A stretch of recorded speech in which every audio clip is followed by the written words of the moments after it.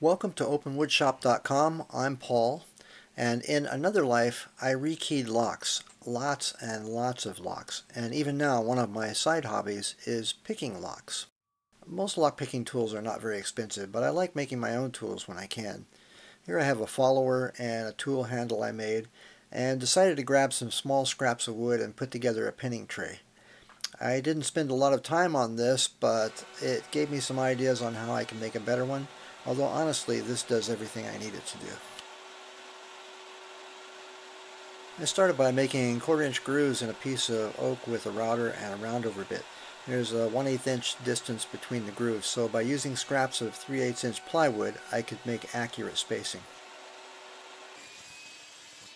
Because I was using scraps and because I wanted longer grooves, I joined a piece of maple to the bottom of the oak piece.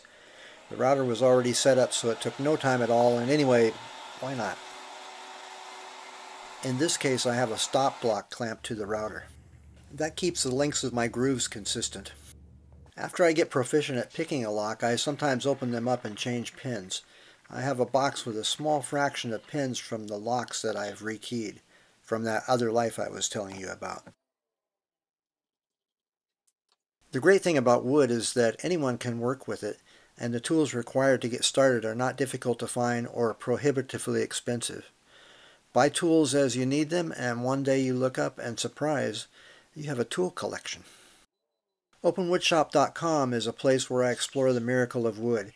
If you like this video, follow me in the shop by subscribing and take a look at some of my other videos. My explorations take me to a variety of places, which I guess is just another way of saying that I could use a little more focus in my life. Or maybe that there's something here for almost everyone. Anyway, thanks for stopping by and have a great rest of your day.